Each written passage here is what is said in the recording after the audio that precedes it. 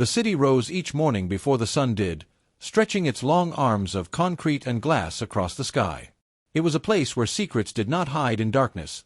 They walked boldly in daylight, brushing shoulders with strangers in crowded streets. Even the wind carried stories, weaving them between tall buildings that hummed with the restless spirit of people chasing reputation more than peace. Horns blared like impatient drummers calling for war. Traders shouted. Cars crawled on the roads like stubborn animals refusing to move. In this city, a person's worth was often judged by the shine of their shoes, the brand of their clothes, or the circles they walked in. People lived loud lives, yet many buried their true selves under the heavy soil of expectations. Traffic carried whispers as easily as it carried dust. A single rumor could travel faster than a speeding bike. In that city, people spoke before they listened, judged before they understood, and pointed fingers before they offered help. But even in all the noise, there were people who moved like quiet streams, steady, soft, unseen. Amina was one of them.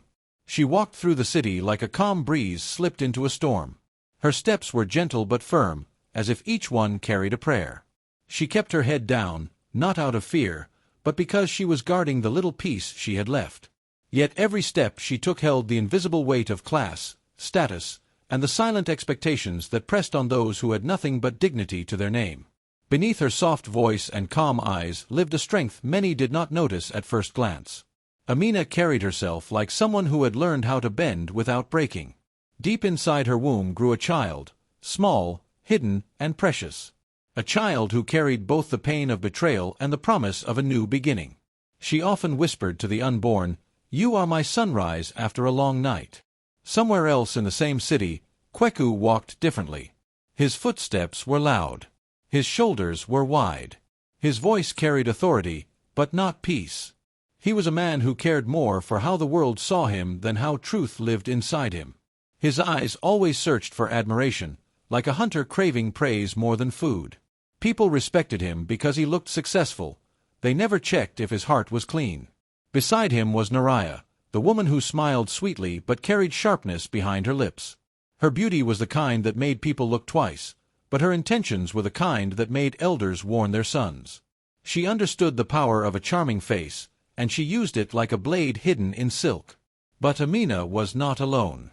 Her circle was made of simple, ordinary people, neighbors, friends, traders, who believed in kindness more than noise. They were not rich, but their loyalty was strong. They helped her in small ways, offering laughter, warm meals, and shoulders to lean on. In a world where people chased wealth, Amina's people chased humanity. Before the fall, Amina's marriage looked gentle from the outside. But like many homes in the city, the cracks hid behind painted walls. Betrayal grew quietly, like weeds in a garden, and by the time she noticed, the roots had already spread through her peace. One day, she left that home with nothing but her dignity, her unborn child, and a heart trying to heal. She built her tailoring shop in a narrow alley where footsteps echoed differently, softer, slower, filled with hope instead of noise. Each stitch she made felt like a small piece of her life being sewn back together. The shop grew slowly, like a plant pushing through hard soil. People came not only for clothes, but to feel the calmness she carried. One morning, as she swept the front of her shop, a small child ran up with an envelope. "Auntie, this is for you," he said, smiling with innocence too bright for the city's shadows. She opened it carefully, unaware that trouble sometimes wears the face of innocence. The invitation inside was simple, elegant, and dipped in fine perfume. A wedding. She almost returned it without reading the names, but fate wanted to speak. Her hands trembled as she read the groom's name, Kweku. The man she had loved. The man who had broken her. The man who now planned to stand before the city and pretend his past was clean. The city, hungry for stories, began whispering again. Some people pointed at her belly. Some asked questions with no kindness in their tone. Others watched her with pity disguised as concern. Amina became a moving tale, her pain carried on tongues that cared more for gossip than truth. Inside her, the child shifted gently, as if reminding her that hidden things do not stay hidden forever. Truth grows like a seed waiting for its own season to rise. And that season was coming. The sun had not yet climbed far into the sky when Kweku and Naraya sat together in their quiet, well-furnished apartment. Their laughter held no warmth, it was sharp, like the clinking of cold metal. Kweku leaned back in his chair, his voice low. "Let the city see she has nothing left," he said, a wicked smile touching his lips. Naraya touched his arm lightly, her own smile thin and poisonous. "Her pride must crumble today. Only then will people forget she was ever tied to you." Their words floated like dark spirits planning mischief, moving through the air while the rest of the city walked blindly beneath their clouds. Across town, Amina felt something shifting around her. It was not fear. No, fear had lived inside her long enough to become familiar. This feeling was different. It was like standing under a sky that looked calm but carried thunder in its belly. She placed a hand on her stomach and whispered, "My child, whatever waits for us, we will meet it with steady hearts." Her steps were slow, thoughtful, but firm, as though her spirit was already bracing itself for whatever storm awaited her. In her small room, everything fell silent. The stillness felt like the breath the world takes before something breaks. Amina stood at the center of her space, breathing softly as she allowed her heart to settle. She whispered another prayer, one carried by generations of women before her, women who had walked through pain and come out stronger. It was the calm before the humiliation she did not yet see, but her soul knew. She drew in a breath, steadying herself, preparing for the unknown path ahead. As she looked at her clothes laid out neatly, her fingers paused over a simple dress.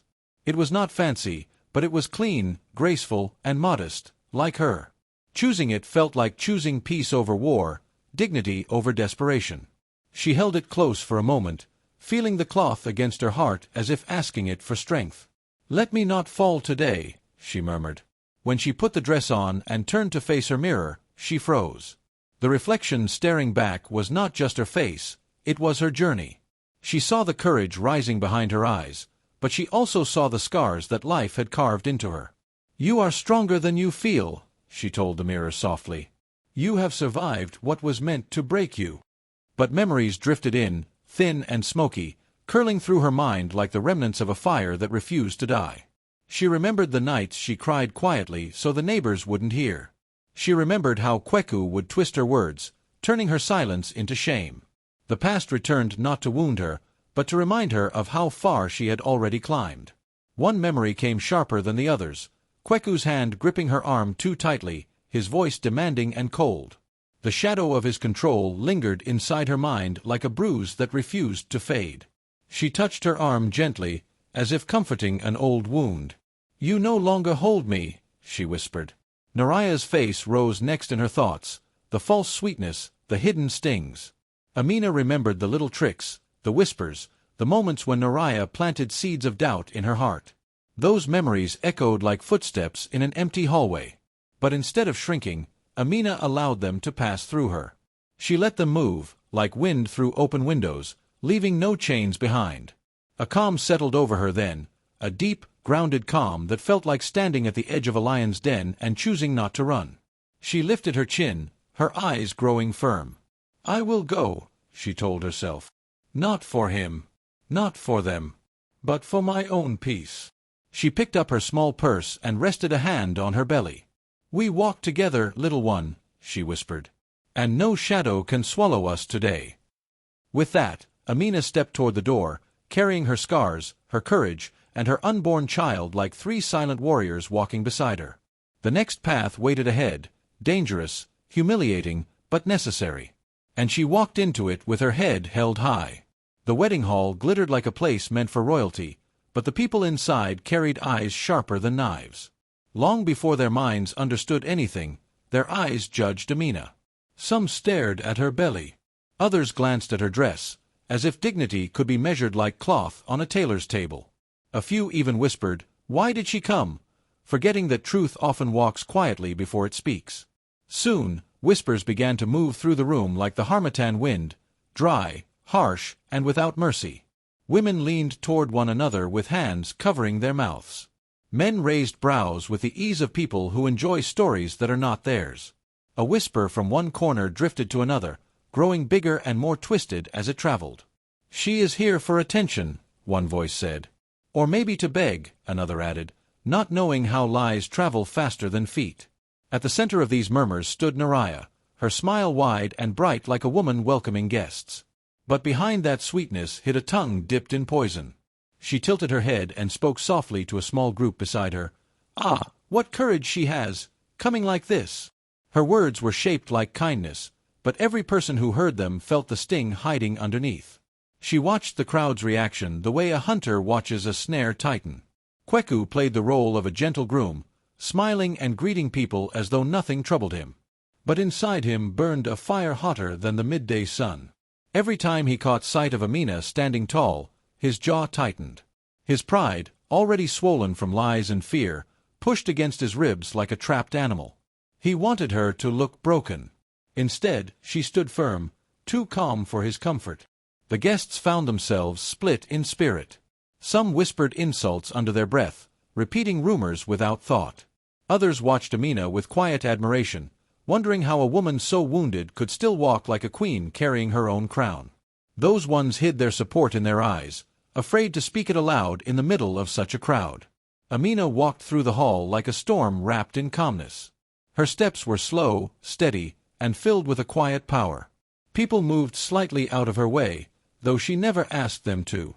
She carried her unborn child, her dignity, and her past like three spirits guiding her forward.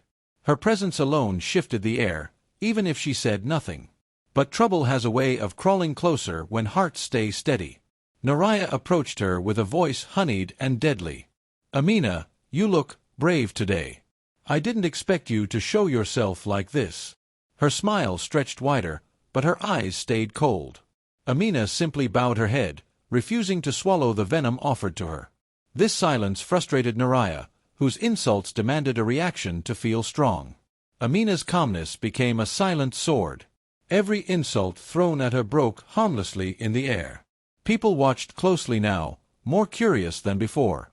A few leaned toward each other and whispered, "Is she really the weak one? Or have we been blind?"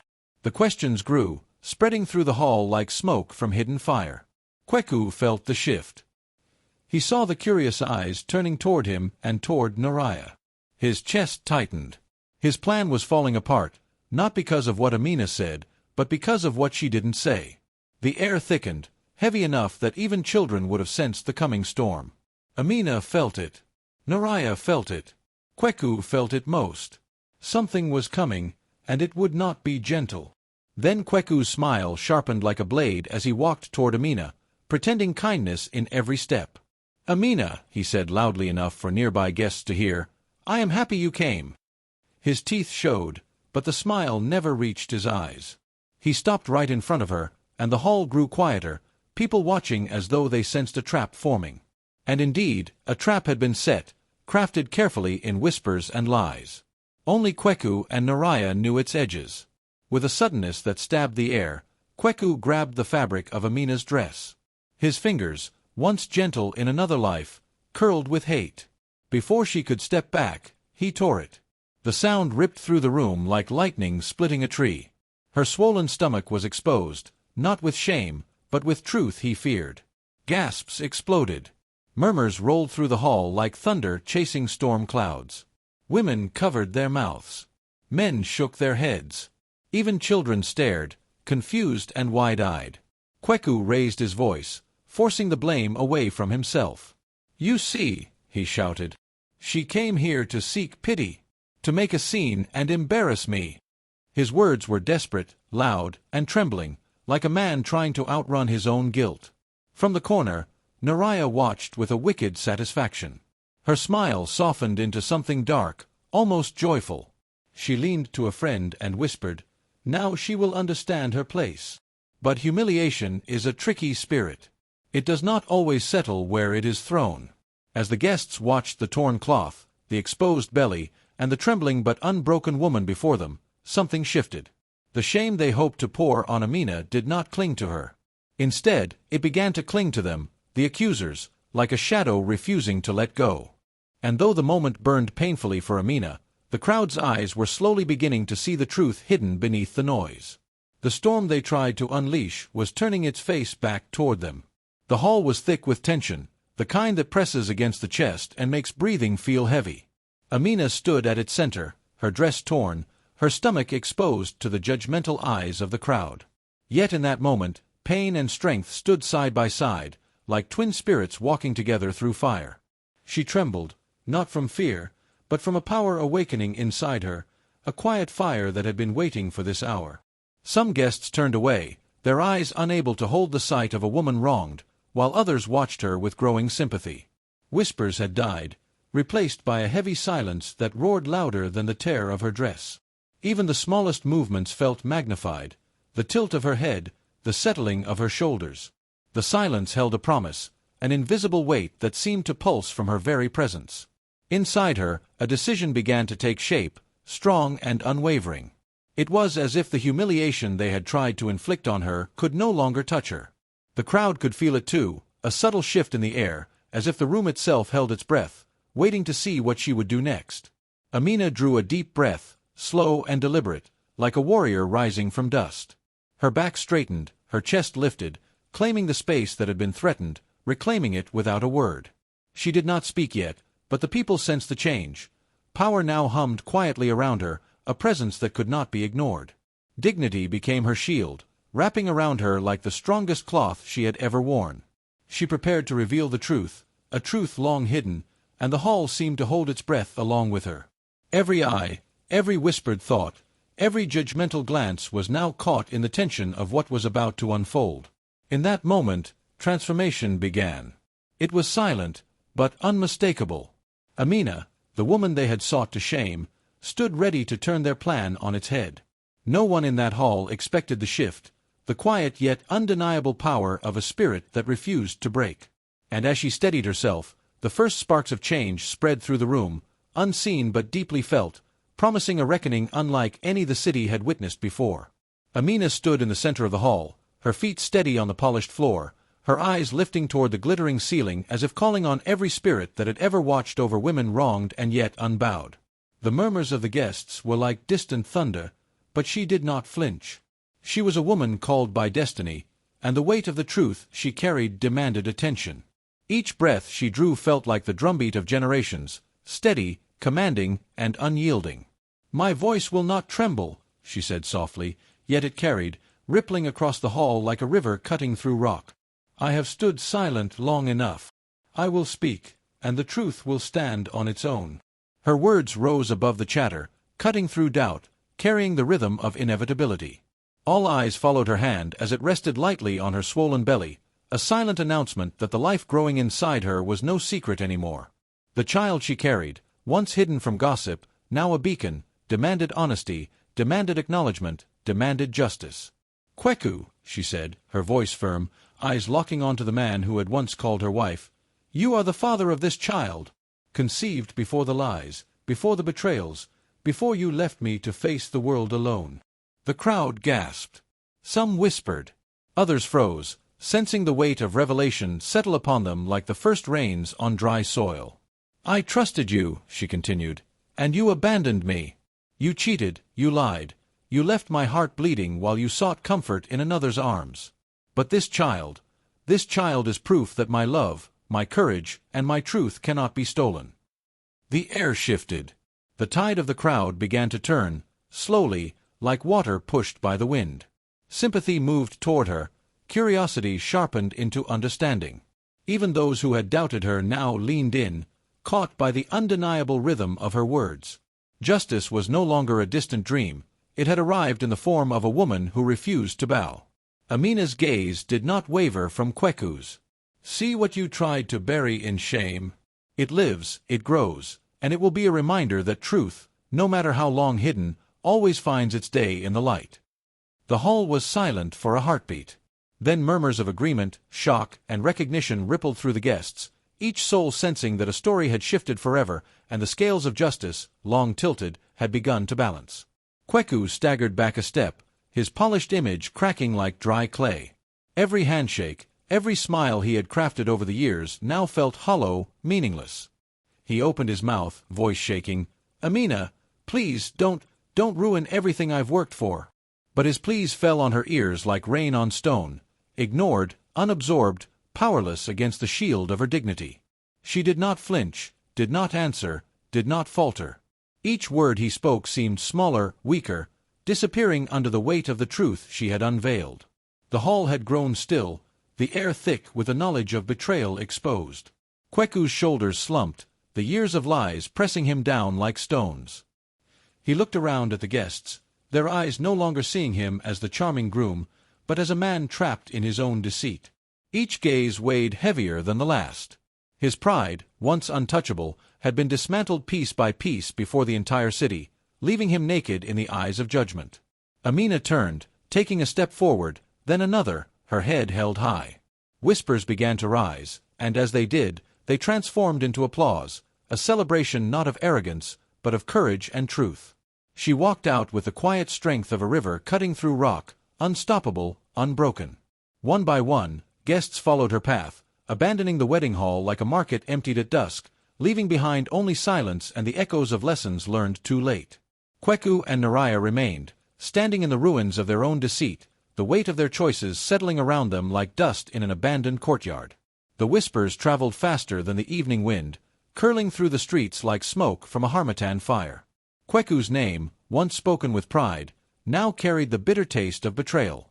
Merchants who had once sought his favor turned away, shaking their heads and breaking ties, their gold and trust withdrawn like water from a dry riverbed. Naraya, sensing the weight of disgrace crushing the man she had thought honorable, fled the chaos. Her high heels echoed hollowly on the marble, leaving Kweku to face the ruins of his pride alone. The city, once a place of opportunity for him, now closed its gates, neighbors and friends pretending not to see him, his footsteps swallowed in silence and judgment. Meanwhile, Amina walked through the same streets with a new kind of strength. People paused, tipping their heads respectfully, murmuring among themselves, "The woman whose spirit did not break." Children peeked from windows, and mothers whispered blessings for the courage that carried her forward. She moved with a quiet dignity that drew eyes and hearts alike. At her small tailoring shop, elders and mothers arrived bearing gifts, bolts of cloth, and baskets of provisions. They laid them before her silently, honor and respect woven into each offering. Her neighbors followed, filling her modest space with chatter and laughter, eager to support the craft of a woman who had chosen dignity over despair. Clients arrived, speaking in hushed tones, "Let us stand with the woman who chose dignity over shame." Their voices carried a sense of community, a recognition that courage could not be ignored. Amina's hands moved over needle and thread with renewed purpose. Each stitch became a declaration, each hem a quiet victory. Her shop bloomed, colors spilling like early rainflowers after the drought, and the city began to remember the name of a woman who had turned betrayal into strength. Even in the shadow of past pain, Amina's light grew brighter, a testament to the truth that honor and perseverance are gifts no one can steal. The evening settled over the city like a velvet cloak, soft and heavy. In the quiet of his empty apartment, Kweku sat alone, the weight of disgrace pressing on his chest. He traced his fingers over the worn edges of his wedding invitation, the laughter of the guests, the shock, the whispers, all replaying like drums of shame in his mind. Finally, he rose, shoulders bowed, and stepped into the night, seeking the one person who had endured his cruelty with courage. He found Amina at her shop, the soft glow of lanterns spilling over bolts of fabric, each color a testament to life moving forward. His voice trembled as he spoke. "Amina, I have come to beg, to ask forgiveness for the pain I caused." He sank to his knees, the pride that had once blinded him now scattered like dry leaves in the wind. Amina's gaze met his, calm and steady. She did not smile, she did not scorn. She listened, her heart a river of strength, softened by wisdom. "Kweku," she said gently, "I forgive you, for my own peace. But the past is not a road we walk again. My wounds are healed, and they belong to me." Kweku's eyes filled with tears, the humility in her words heavier than any punishment he had faced. He remained kneeling, understanding at last that some bridges, once burned, are meant to stay behind. Months passed, and a new dawn arrived in Amina's life. She welcomed her child with joy, a baby whose laughter chased away the shadows of fear and turmoil. Her home became a sanctuary, rooted in peace, hope, and the unshakable strength of single motherhood.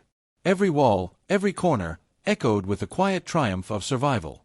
Healing washed over her like a river in the rainy season, cleansing old scars and carrying her into a new identity. She moved with freedom, with confidence, with the certainty that truth and dignity always carry their own reward. In the stories of her people, shame hunts the guilty but honors the innocent. Pride walks with a high head, but always trips upon its own shadow. Integrity, like a shield, remains steadfast, and fate rewards patience that holds steady. Though society may judge quickly, true justice arrives with the deliberate steps of time. Amina, mother, survivor, and artisan of her own destiny, knew this well. Her life was proof. Honor belongs not to those who shout the loudest, but to those who endure with courage and truth.